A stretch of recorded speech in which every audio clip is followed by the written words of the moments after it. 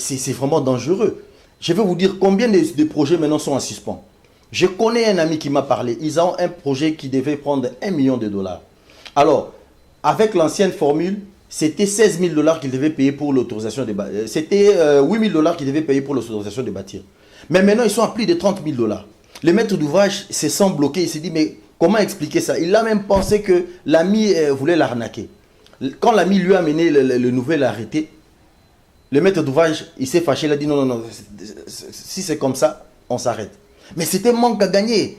Tout le monde n'est pas obligé d'aller travailler dans l'administration pour gagner sa vie. Vous, expert en la matière, vous aurez souhaité voir l'État congolais fixer la construction à l'échelle des mêmes prix concernant les matériaux qui diffèrent dans la construction. C'est également un manque à gagner pour l'État congolais. L'État congolais prévoit déjà la TVA sur les matériaux.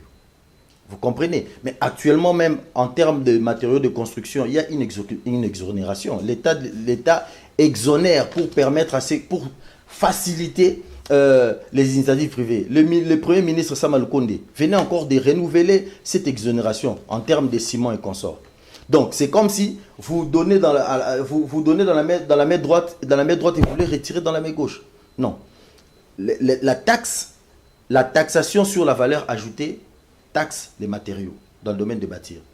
Mais l'obtention du document appelé permis de construire devait se borner par rapport à la surface ou le lopin de terre dans lequel on doit bâtir. On ne doit pas remettre en cause tout ce que les gens ont appris depuis la préparatoire jusqu'à finir les études. Qu'est-ce qui vous blesse dans ces nouveaux arrêtés? C'est le fait que l'État ait centralisé le pouvoir? Ce qui nous blesse, c'est que le coût d'obtention du document devient exorbitant, quitte à décourager les maîtres d'ouvrage, les bailleurs de fonds privés à mettre des moyens pour continuer à construire. Donc c'est quelque chose, le ministre doit revoir cela. Mais schématiquement parlant, les bailleurs de fonds seront découragés à quel niveau? Si l'État a revu à la hausse certains prix, c'est-à-dire que le marché a connu une sorte d'imitation. Non, tout s'est fait selon les normes. On n'invente pas. Je vous ai dit qu'en termes de matériaux, la taxe est appelée TVA. Les devis, bien entendu que ça tient compte des surfaces, mais surtout, le matériau influe sur le coût du devis. Mais l'autorisation de bâtir, c'est un document administratif qui s'obtient en fonction de la grandeur du terrain. Point barre. On ne peut pas lier l'autorisation de bâtir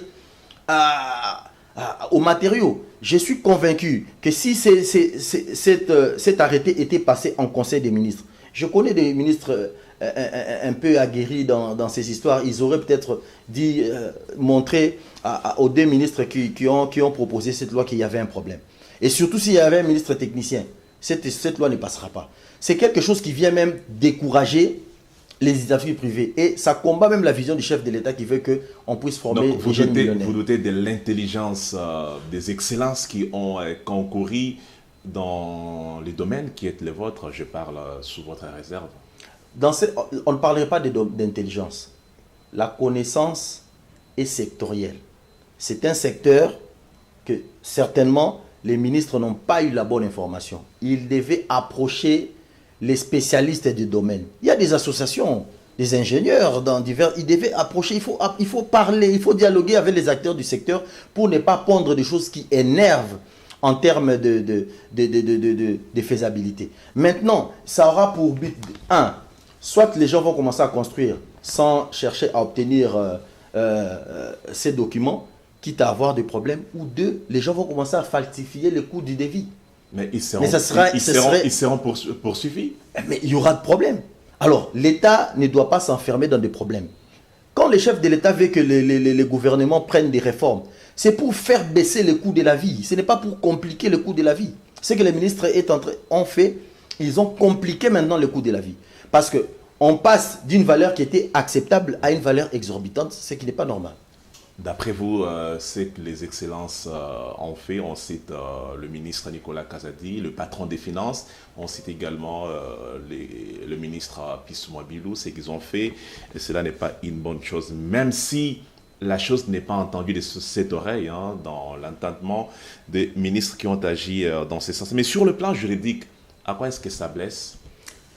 Sur le plan juridique, de un, il y a déjà conflit